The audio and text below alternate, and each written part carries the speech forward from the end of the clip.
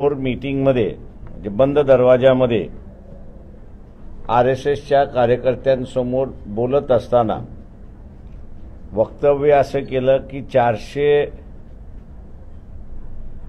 खासदार आपण जिंकले तर वर्षभरामध्येच आम्ही संविधान बदलू असं विधान त्यांनी केलेलं आहे। आणि काही तासापूर्वी त्यांचं असणारं हे विधान सोशल मीडियावरती व्हायरल होते अशी परिस्थिती आहे।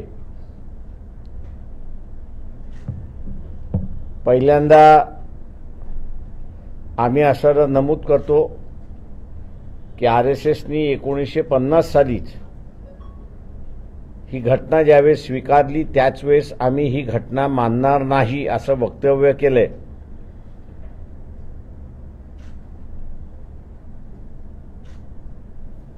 आणि मोदींच्या नेतृत्वाखाली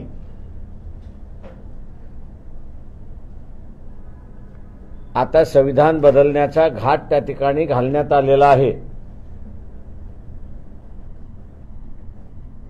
आरएसएसने अत्यंत चालाकीने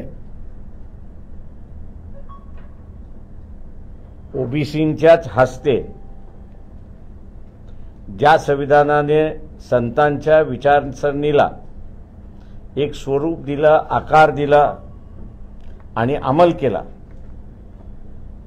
आणि त्याच्याच बरोबर ओबीसीना राजकीय सामाजिक अधिकार मिळाले, नोकरशाहीचे अधिकार मिळाले, त्यांच्याच मार्फत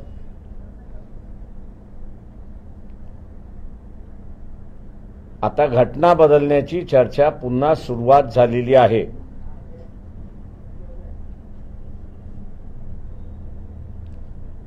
घटना बदलणं म्हणजे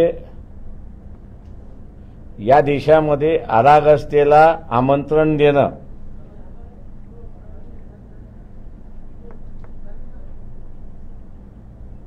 कारण का बाबासाहेब एका ठिकाणी असं म्हणाले होते की तुमची किती इच्छा असली की आम्हाला गुलाम करावं, पण आमची इच्छा असली पाहिजे की तुमचे गुलाम आम्ही व्हायला तयार आहोत।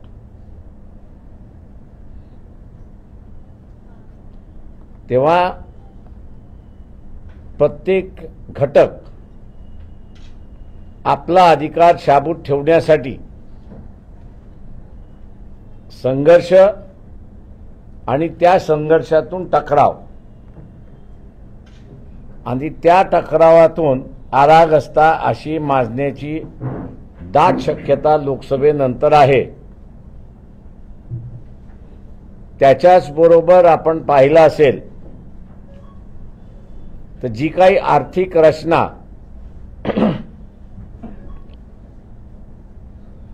(1948) साली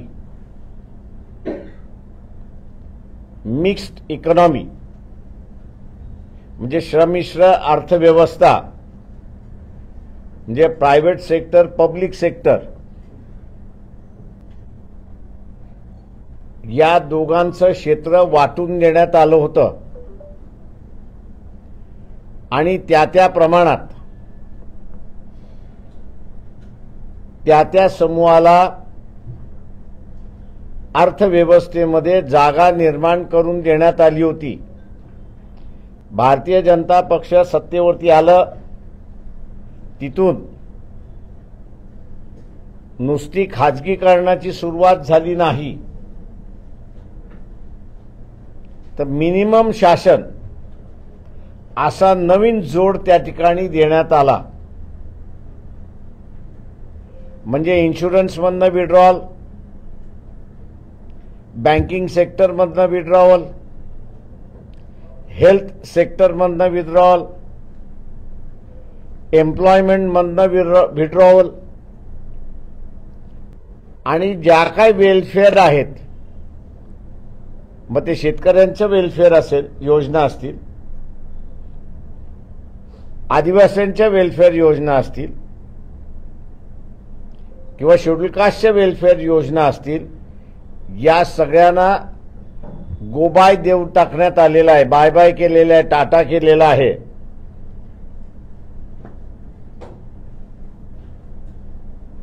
आम्ही नरेंद्र मोदी पंतप्रधान आहेत त्यांना असणारं विचारतोय की आपण आता असणारं 5-6 मोठमोठी इंडस्ट्रियल घराणे उभी करत आहात.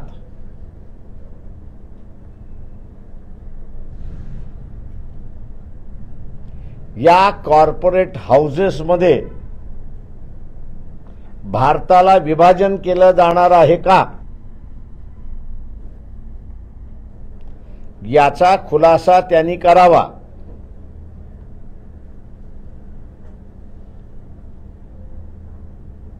मला आणि माझ्या पक्षाला याची पूर्णपणे कल्पना आहे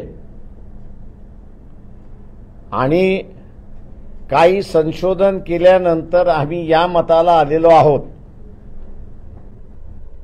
की येणाऱ्या 5 वर्षाच्या कालावधीमध्ये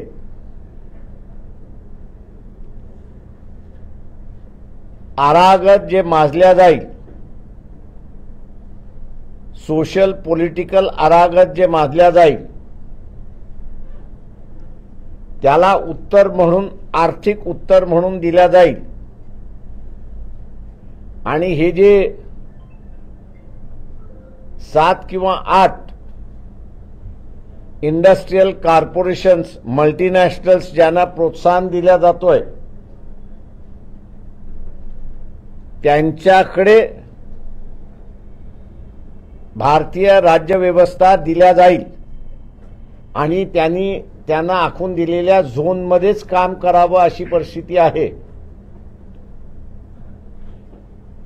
आमच्या पक्षाला याची जाणीव आहे की आम्ही नव्या रीतीने ईस्ट इंडिया कंपनी कशी येते, बॅकडोरनी ईस्ट इंडिया कंपनी कशी येते, याचं नव्यानं मांडणी आम्ही या ठिकाणी करतो आहोत. ती ऐन इलेक्शनच्या तोंडावरती मांडणी अशी करतोय. याचं कारण की येणाऱ्या 5 वर्षामध्ये वाटचाल त्याच पद्धतीने भारतीय जनता पक्ष आलं तर राहील. जे इकॉनॉमिस्ट आहेत आणि विशेष करून जे फ्युचरिस्टिक इकॉनॉमिक्स ते अभ्यासक आहेत किंवा इकॉनॉमिक्सचे अनालिसिस आहेत, त्यांना आम्ही असणारं आवाहन करतोय की पक्षाने मांडलेली ही भूमिका की उद्याच्या 5 वर्षामध्ये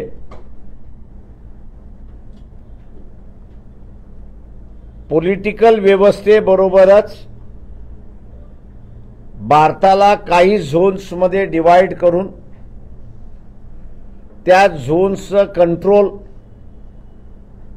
हा कॉर्पोरेटकडे दिला जाणार आहे की नाही आणि तसे संकेत गव्हर्नमेंट पॉलिसीजमधनं प्रकट होतात की नाही याच्यावरती त्यांनी आपलं भाष्य करावं.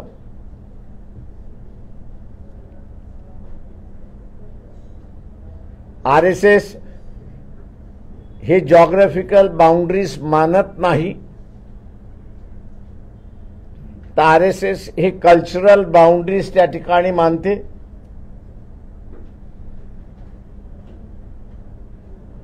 आणि म्हणून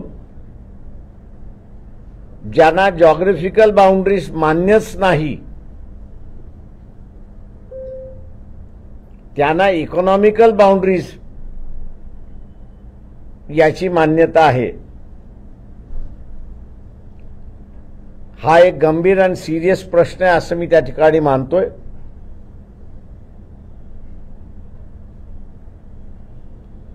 दुर्दैवाने मी जसं मागच्या एका प्रेसमध्ये म्हणालो,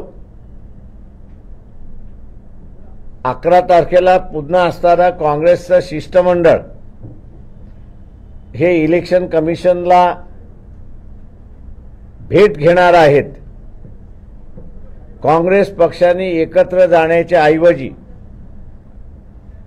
पूर्ण ऑपोजिशन पार्टीजला इलेक्शन कमिशनकडे त्यांनी घेऊन गेलं पाहिजे ईव्हीएम बॅन करा ह्या मागणीसाठी नाही, तर ईव्हीएम बरोबर पेपर ट्रेल हा जो वापरला जातोय तो डायरेक्ट पेटीमध्ये पडतो अशी असणारी आजची प्रथा आहे। तो डायरेक्ट पेटीमध्ये न पडता तो वोटरने बघितला पाहिजे आणि वोटरने मग तो पेटीमध्ये त्या ठिकाणी टाकला पाहिजे। ते जर झालं तर ही जी मॅन्युप्युलेशनची चर्चा जी आहे ती त्या ठिकाणी थांबू शकते। काँग्रेस पक्ष या दोन्ही गोष्टींकडे सिरियसली पाहिल अशी आमचा पक्ष अपेक्षित आहे। माझं निवेदन संपलं, आपण आता विचारू शकता।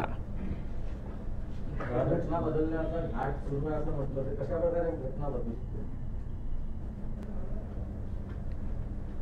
आता असणारा पार्लमेंटरी डेमोक्रेसी आहे, ती पार्लमेंटरी डेमोक्रेसीच्या ऐवजी पार्टी डेमोक्रेसी म्हणजे चायनाची आहे। ती दुसरं जे आहे ते अध्यक्षीय पद्धत त्या ठिकाणी येऊ शकते अशी आहे।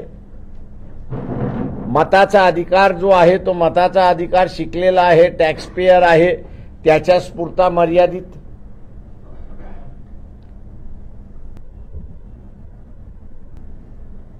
जे काही वेलफेअर प्रोव्हिजन्स आहेत घटनेमधले ते सगळे वेलफेअर प्रोव्हिजन्स काढून टाकणं आणि इंग्रजीमध्ये जो इटोपियन वर्ड आहे त्या इटोपियन पद्धतीने असणारं संविधान रचना करणं म्हणजे डिफ्रँचाइज ज्याला आपण म्हणतो तो 50% लोकांचा डिफ्रँचाइज करण्याचा त्यांचा घाट आहे। जी ट्रीटमेंट आज ते मुसलमानाला देतात आहेत तीच ट्रीटमेंट उद्याच्या ओबीसीला, भटक्या विमुक्ताला, आदिवासीला आणि एससीला मिळण्याची शक्यता आहे। ख्रिश्चनांना सुद्धा तीच ट्रीटमेंट त्या ठिकाणी मिळेल। तेव्हा हे काही चेंजेस त्याच्यामध्ये ऑफरिंग आहेत असं मी त्या ठिकाणी मानतोय। भारताची फाळणी काही औद्योगिक घराण्यांमध्ये म्हटलं जी सध्याची ओळख आहे युनियन ऑफ स्टेट किंवा भारतीय संघराज्य ज्याला म्हटलं जातं, या संघराज्याचं हेड मग कोण असेल, काय असेल, रचना काय असेल? त्याच्यावरती अजून ते काही बोलत नाही आहेत, पण इकॉनॉमिक झोन्स आणि ते इकॉनॉमिक झोन्स या कॉर्पोरेट हाऊसेसना द्यायचं असा घाट एक निश्चितपणे पॉलिसीच्या मार्फत दिसतोय असं आम्हाला लक्षात आलेलं आहे। आणि म्हणून आम्ही म्हटलंय की आम्ही इलॅबोरेट करण्यापेक्षा, आम्ही त्याची पूर्ण मांडणी करण्यापेक्षा जे इकॉनॉमिस्ट आहेत, पॉलिसी इकॉनॉमिस्ट जे आहेत, अॅनालिस्ट इकॉनॉमिस्ट जे आहेत, फ्युचर इकॉनॉमिस्ट जे आहेत, या सगळ्यांनी त्याच्यावरती बोलावं अशी आमची मागणी आहे। मूग गिळून त्यांनी बसू नये, मौनी बाबा त्यांनी होऊ नये।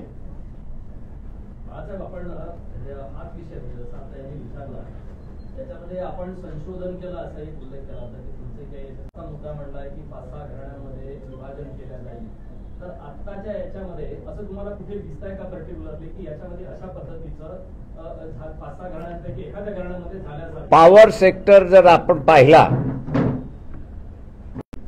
ही आता अडानी ग्रुपकडे चाललेली आहे असं आपल्याला त्या ठिकाणी दिसतंय। एअरपोर्ट्स जे आहेत या एअरपोर्ट्सवरची सुद्धा मोनोपली करण्याचा भाग त्या ठिकाणी चाललेला आहे आणि त्याचं आपल्याला उदाहरण आता द्यायचं असेल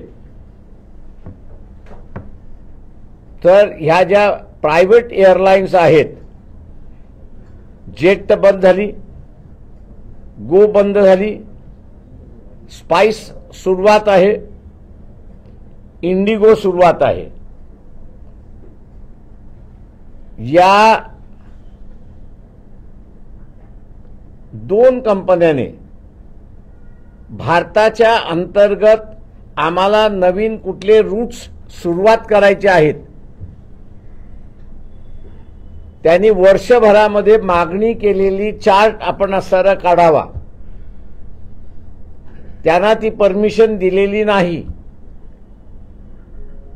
आणि परमिशन दिली नाही. ज्या ज्या एअरपोर्ट्स अंतर्गत येतात ते एअरपोर्ट्स लीजवरती कोणाला दिलेले आहेत याचं तुम्हाला मिळायला सुरुवात होईल. आणि म्हणून मी म्हटलं की आम्ही हे सगळं मांडण्यापेक्षा एक पॉलिटिकल पार्टी म्हणून बीजेपी या नरेंद्र मोदी यांच्या पॉलिसीचे विरोधात असल्यामुळे आमचा बायस्टेस त्या ठिकाणी लोक समजून जातील. वस्तुस्थिती काय आहे, आम्ही जे म्हणतोय ते खरं आहे की खोटं आहे ते इथल्या इकॉनॉमिस्टनी अॅनालिसिस करावं अशी आम्ही मागणी करतोय आणि लोकांपुढे त्यांनी मांडलं पाहिजे. कॉर्पोरेट हाऊसेस जे तुम्ही त्यांच्याबद्दल बोलताय थेट पॉलिटिकल मॅनिप्युलेशन त्यांना स्वतः ते करू शकतात पुढच्या काळात की काही एजंट मार्फत ते त्यांचा आता प्रोसिजर काय असेल ते आपल्याला सांगता येणार नाही. पण जे आम्हाला सायन्स दिसायला लागलेले आहेत त्या काही सायन्सचा मी आपल्यासमोर उल्लेख केलेला. 9 किंवा 10 तारखेला जागा वाटपच्या संदर्भातली जी बैठक रद्द झाली त्या पाठीमागे आपण हे पहिल्यांदा संपवानंतर येऊ ना. मला माहित नाही. हाच प्रश्न याच्याशी संबंधित आहे. तुम्ही आज जे इथं मांडलं बाळासाहेब हा निवडणुकीच्या तोंडावर हा विषय तुम्ही आणला. तर आपल्याला असं वाटतं का की या निवडणुकीच्या प्रचारामध्ये हा विषय प्रामुख्याने देशभरामध्ये चर्चेला जावा? येस, हा गेला पाहिजे. मेन मुद्दा आहे असं मी त्या ठिकाणी मानतोय. काँग्रेस पार्टीकडे असताना फार चांगले इकॉनॉमिस्ट आहेत. Jayaraman is one of the most learned economist आहे. चिदंबरम त्याच्यातले असणारे दुसरे आहेत. त्यांनी इन्क्वायरीला घाबरू नये. नाहीतरी त्यांनी जेलमध्ये जाऊन आलेत, काही फरक पडत नाही. आता जी काही वाट लागायची त्यांची ती लागलेली आहे. आता त्यांनी देश वाचवायला निघावं. बाळासाहेब तुम्ही आता हे सर्व मुद्दे जे पत्रकार परिषदेत मांडत आहात हेच मुद्दे बाळासाहेबांनी देशाच्या संसदेत लोकसभेत मांडत तुम्हाला वाटत नाही का? ते मला संधी मिळालीच नाही त्याच्यामुळे जनतेपुढेच मांडणार मी. जनतेने मला संधी पार्लमेंटमध्ये दिली तर कदाचित तिथेही मांडीन मी. संधी आता आहे तर त्या संधीचं सोनं करणार आहात? ते संधीचं सोनं करता करता ते पार्लमेंटच शिल्लक राहिलं पाहिजे ना. ते नाही राहिलं तर काय करू? नाही बाळासाहेब 2019 मध्ये पण असे विषय तुम्ही मांडलेले होते निवडणुकीच्या पूर्वी.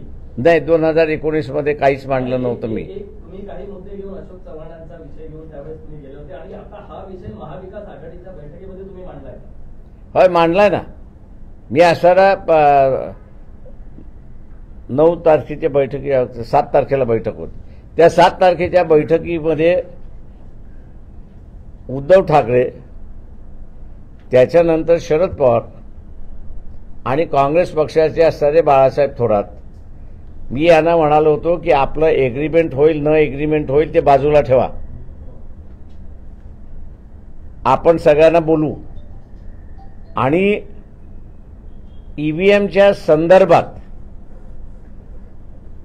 इलेक्शन कमिशनने स्वतःच्या वेबसाईटवरती प्रश्न उत्तरं 150 प्रश्न आहेत आणि त्याची उत्तरं त्यांनी दिलेली आहेत. त्या 150 प्रश्नावरती 80 की 81वा जो प्रश्न आहे तो व्हीव्हीपॅट बद्दल आहे, म्हणजे पेपर ट्रेल बद्दल आहे. त्यामध्ये त्यांनी 4 गोष्टी नमूद केलेल्या आहेत की ज्या वोटरला दिसल्या पाहिजेत. आणि मी त्यांना म्हणालो होतो की हाच मुद्दा आपण धरून की वोटरला दिसल्या पाहिजेत तर ते डायरेक्ट न पडता वोटरने ते बघावं, त्या 4 गोष्टी आहेत का आणि पेटीमध्ये टाकून द्यावं. त्याच्यामध्ये एक सगळ्यात महत्वाचं आहे की त्यांनी जे बटन दाबलेलं आहे सिम्बॉलच्या समोर तेच सिम्बॉल प्रिंट झाला की न झाला हा त्यांनी बघायचा आहे आणि तो त्यांनी मग तिथे बघून असेल तर त्यांनी त्या ठिकाणी टाकला पाहिजे. म्हटलं एवढा छोटा मुद्दा घेऊन आपण सगळेजण इलेक्शन कमिशनकडे जाऊ आणि त्यांना म्हणू की हा आम्ही सगळे पॉलिटिकल पार्टीज हे डिमांड करतो आहोत की वोटरला ती डायरेक्ट पडण्यापेक्षा त्याच्या हातामध्ये देऊन तो बघेल आणि तो टाकेल. फार फार 2 सेकंद त्याच्यापेक्षा अधिक लागतील अशी परिस्थिती आहे. त्याच्यामुळे फार बर्डन होणार नाही. पण दुर्दैवाने आपण याच्यावरती विचार करू. याच्या पलीकडे मला उत्तर काही मिळालं नाही.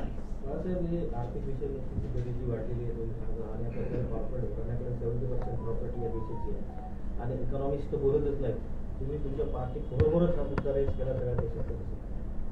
आम्ही पार्टी फोरमवरतीच रेस करतो. आमच्या पार्टी फोरमवरती झालेला आहे. आमच्या प्रचार सभेमधनं सुद्धा हा मुद्दा आहे. आम्ही आता बघतोय की त्याला सार्वत्रिक मान्यता मिळावी आणि इथला जो इंटेलिजन्स आहे या इंटेलिजन्सियानी बोलावं.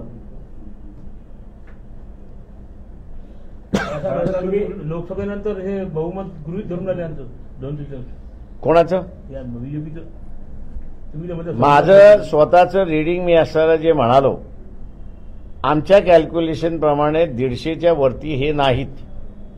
संविधान कसं बदलतील ते पॉसिबिलिटीज तुम्हाला सगळ्याच घेऊन राजकारणामध्ये चालावं लागतं. लोकांचं मत ओव्हरनाईट सुद्धा बदलू शकतं. 400 आले तर काय होणार हे लोकांना आगाह करणं गरजेचं आहे असं आम्हाला वाटतं. इलेक्ट्रॉनिक बॉन्डचा आता सर्वोच्च न्यायालयाने एक आदेश दिला की एसबीआयला उद्या त्या संध्याकाळपर्यंत वेबसाईटला तुम्ही ते सगळं टाकलं आणि सगळा तो डेटा दिला पाहिजे. या सर्वोच्च न्यायालयाच्या या भूमिकेवर आपलं काय म्हणणं? इमिजिएटली त्या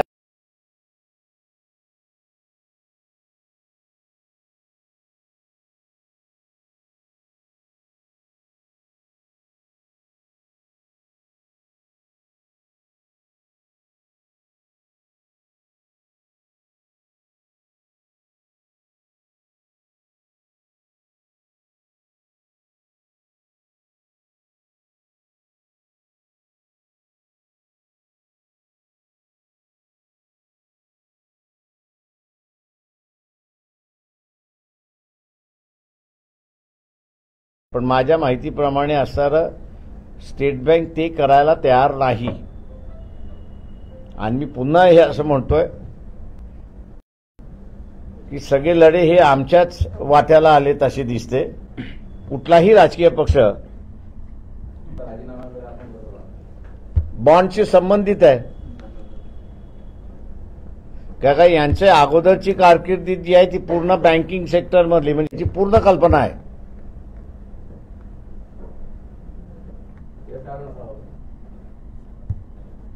यांची कारकिर्दी मला जी माहिती आहे ती असणाऱ्या बँकिंग सेक्टरमधली आहे. Before being appointed as the member of the election commission. यांची ज्यावेळी गोयल साहेबांची ज्यावेळी नियुक्ती झाली होती त्यावेळी सर्वोच्च न्यायालयाने असं म्हटलं होतं की इतकी काय करण्याचं काय कारण आहे? त्यावेळेस त्यांनी बॉईस रेस केला होता. पण प्रश्न असा आहे की सभागृहामध्ये मिनिमम मेजॉरिटी जी पाहिजे होती ती नसल्यामुळे सभागृह आणि डिसिजन मेकिंग हे दोन्हीही धुडकावून लावलेत अशी परिस्थिती आहे सध्याच्या सरकारने. गोयल यांच्या जीवाला धोका असू शकतो का पुढच्या काळात? त्यांनी लिहून ठेवलं असेल तर धोका नाही. त्यांनी लिहून ठेवलं नसेल तर धोका आहे. पण नॉर्मली या पदावरती राहणारी माणसं आपले असणारे सिक्युरिटी स्वतःच त्या ठिकाणी सांभाळत असतात. तुम्ही 5 ते 7 घराण्यांचं नाव घेतलं कॉर्पोरेट. आता अदानीचं नाव माहिती का, अंबानीचं नाव माहिती, बाकीची घराणे कोणती आहे? येईल बाहेर येऊ द्या.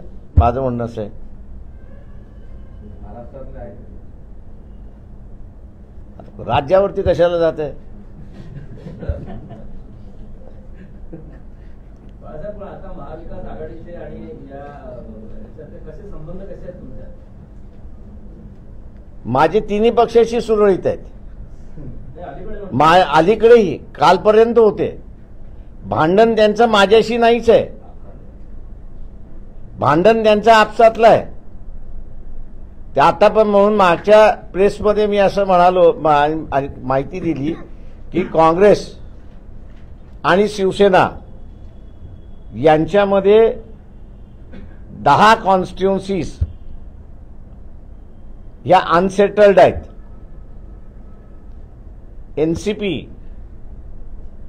काँग्रेस आणि शिवसेना उद्धव ठाकरे गट यांच्यामध्ये 5 मतदारसंघ अनसेटल्ड आहेत. म्हणजे 48 पैकी 15 मतदारसंघावरती यांचं भांडण आहे.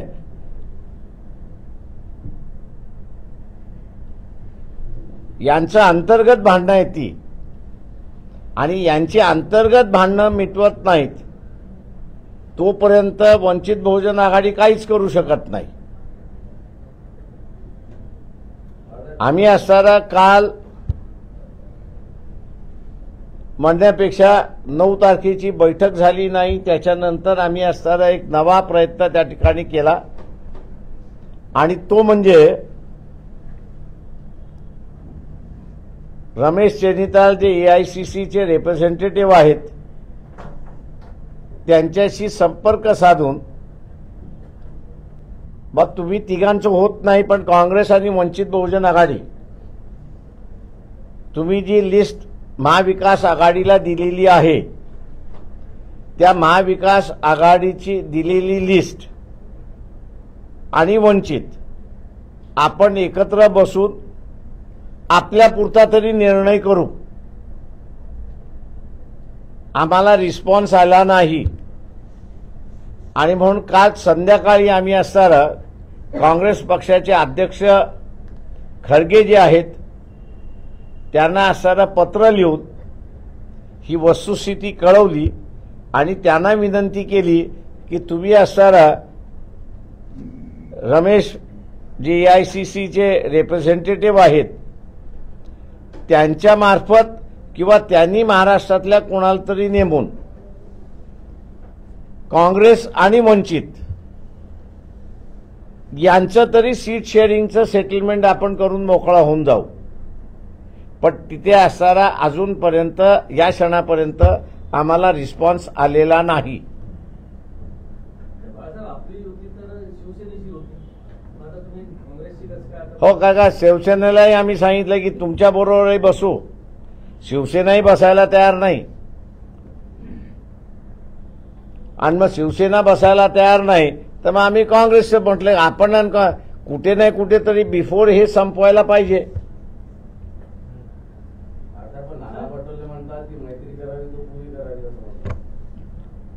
नानाला एबीसीडी माहिती नाही. त्या दिवशी तुम्ही तो सुपरचा शब्द वापरला काँग्रेसच्या संदर्भात, तो त्यांना लागल्यामुळे 9 तारखेची बैठक रद्द केली. या किती मला माहित नाही, मी हा सुपारीचा शब्द फार अगोदर वापरलेला आहे, तो कालच वापरला नाही. मी फक्त असताना कम्पेअर करत होतो की काँग्रेसने केलेल्या चोऱ्या या कुठल्या कॅटेगरीमध्ये बसतात, आणि बीजेपी सध्या जे चोऱ्या करते ते कुठल्या कॅटेगरीमध्ये बसतात. हे भुरटे आहेत, ते म्हटले डाकू आहेत. तेव्हा डाकूला पकडायचं असेल तर सगळ्या भुरट्यांनी एकत्र आलं पाहिजे. त्याच्यामध्ये आम्ही आमच्यामध्ये समावेश केला होता. असं नाही की काँग्रेसला टार्गेट आम्ही केलं होतं. का आपण इतका जेलमध्ये तुम्ही चाललाय ना, तुम्ही आमच्याकडून जेलमधून जाण्यासाठी थांबवताय ना. एका बाजूला तुम्ही आम्हाला म्हणताय की आम्ही टोटल सरेंडर व्हावं आणि त्यांना निवडून द्या. आम्ही ठीक आहे, आम्ही तेही नाही म्हणत आहोत. कारण का आता सत्ता आली तर तुम्हाला थोडंसं सेफगार्ड करता येईल. आता त्यालाही तुम्ही चान्स करायला देत नाही आहेत. मी यांचं कॅरेक्टर दाखवणं गरजेचं आहे असं मी समजलो. म्हणजे एकंदरीत आता महाविकास आघाडीमध्ये वंचित समावेश नाही अशी फक्त ऑथराईज घोषणा व्हायची बाकी नाही. आम्ही नव्हतोच मित्रा, आम्ही फक्त एवढंच सांगतोय त्या ठिकाणी की तेच एकमेकात नाही तर आम्ही कुठं जाणार आहोत. शरद पवार म्हणतात की दोन्ही बाजूंना आवश्यक पाऊल टाकले गेले नाही, त्यामुळे वंचित सोबतचा सीट शेअरिंगचा प्रश्न कायम राहिला. शरद पवारांनी असेसमेंट आपलं दिलं त्या चर्चेमधलं. त्याच्यामध्ये काँग्रेस आणि शिवसेना एक 23 मागते, एक 22 मागते, अशी असणारी अवस्था आहे. आता 22 आणि 23 दिल्यानंतर कोणाला शिल्लक काय राहते त्याच्यामध्ये.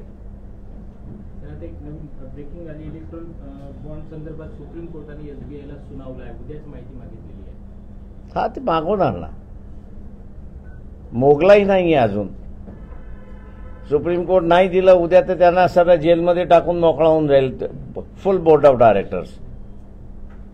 बाळासाहेब, महाविकास आघाडीमध्ये वंचित नाही जमलं तर काँग्रेस सोबत आघाडी राहील का भविष्यात? आम्ही तेच तर करा. आम्ही पहिल्यांदा शिवसेनेबरोबर सेटल करण्याचा प्रयत्न केला, ते बसायला तयार नाही. आम्ही आता बीजेपी बरोबर लेखी दिलं, म्हणजे तोंडी दिलं असतं तर म्हणलं असतं तुम्ही दिलं नाही असं आहे, म्हणून लेखी काल पाठवलं. ते पत्र पाहिजे तर मी इथे आपल्यालाही रिलीज करू शकतो त्याच्यामध्ये, की माझ्याच सहीचं घेतलेलं आहे. उगीच त्या सहीवरनं कॉन्ट्रोवर्सी नको म्हणून मीच सही केली आणि पाठवून दिलं त्यांना, की बाई असं असं आहे, तुम्ही असं प्रॉपर इन्स्ट्रक्शन द्या. तुम्ही 6 महिन्यापासून सातत्यानं सांगता की उद्धव ठाकरे तुमचे वकील आहे, माझा वकील माझी वकिली बरोबर आता माझे वकील तुम्ही निवडण्यात चूक झाली का तुमची? माझं म्हणणं असं आहे की आमचा वकील त्यांच्याच पक्षाची वकिली करू शकत नाही अशी अवस्था झाली आता.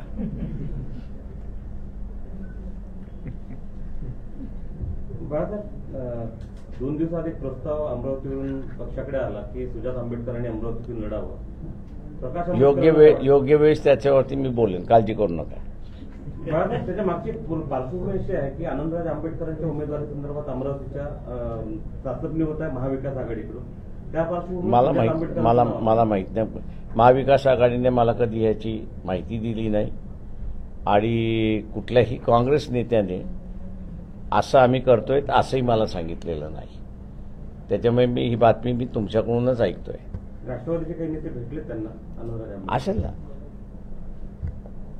याची कल्पना नव्हती का मग सुजात आंबेडकरांचा तिकडून त्यांना सुचवताना कदाचित त्या असे त्यांनी अमरावतीच्या युनिटनी केलेलं आहे. ते अमरावतीच्या युनिटचं काय असेसमेंट आहे त्याच्याशी मी काही बोलणार नाही आहे, कारण का आम्ही याच सगळ्या याच्यामध्ये अडकलेलो आहोत. तेव्हा प्रत्येक युनिट आता असताना आमचं जे आहे ते एसर्टिव्ह व्हायला लागले की, आणि ही अनरेस्ट मोठ्या प्रमाणात वाढत चालली असं आम्हाला पक्षांतर्गत दिसतंय की सीट कोणाला जाणार त्याच्यावरनं आहे. आनंदराज आंबेडकरांनी तुम्हाला अमरावती लढवण्याबद्दल कधी बोललेत का? ते त्यांचा इंटरेस्ट आहे?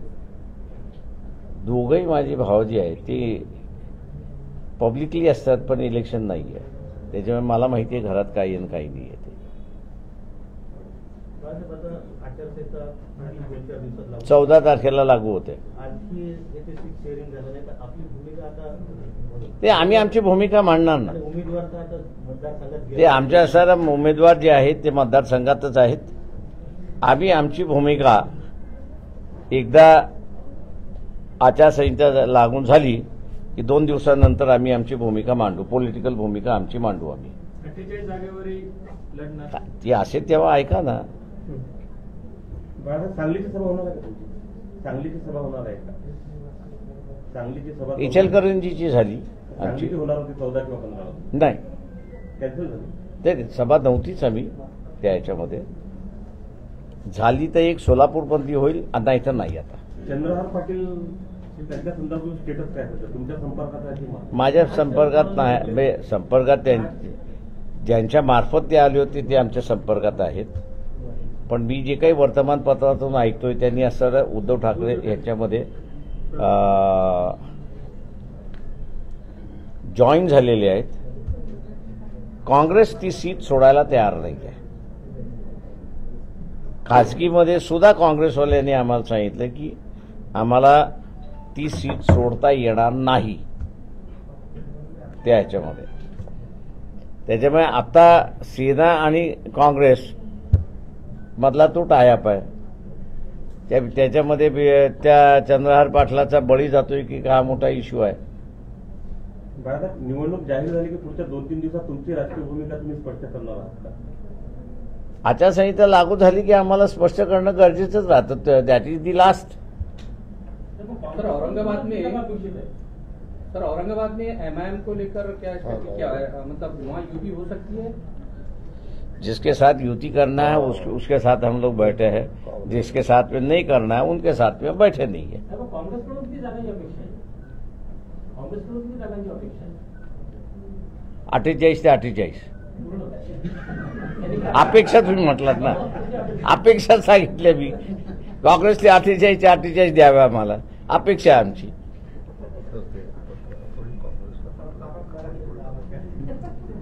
नाही, पत्र जे आहे, मी माझं करेक्शन आहे, मला वाटतं पत्र आम्ही असताना काँग्रेस पक्षाचे अध्यक्ष जे आहेत खरगे यांना पाठवलेलं आहे. ती कॉपी आम्ही असं जी आहे ती आपल्याला संध्याकाळी पर्यंत मिळून जाईल. जरांगे पाटलांच्या आंदोलनाच्या बाबत आपण कसं बघतो? हा, जरांगे पाटलांच्या आंदोलनाच्या आताची स्थिती जी आहे त्याकडे आपण कसं बघतो? मी उद्या बोलेन त्याच्यावरती, आज नाही. बाळासाहेब, एकीकडे काँग्रेस सोबत तुमचं बोलणं, हा, पण तुम्हाला आता नॅशनल लाईमलाईट वरती आणतो ना अशोक अकोला प्रेसला. बाळासाहेब, एकीकडे काँग्रेस सोबत तुमची बोलणी सुरू आहे, दुसरीकडे अकोल्यामध्ये 2 बैठका त्यांच्या झाल्या, त्यांना वरून निर्देश तर नाही? मला काहीच माहिती नाही. 2 बैठका झाल्या घटक पक्षांच्या, महाविकास आघाडी आणि काँग्रेस. आणि साहेब, त्यांनी तुम्हाला बघून प्लॅनिंग केलं? हो. म्हणजे काँग्रेस स्वागतार्ह आहे. मग स्वागत. 2.5 लाख काय मिळवावे? शिवसेनेचं म्हणणं आहे की भाजपचं 2.5 लाख आम्ही करून आणणार, आम्ही तसंच 5 लाखावरती चालू म्हणतो. स्वागतार्ह आहे. थँक्यू. चहा घ्या सगळेजण.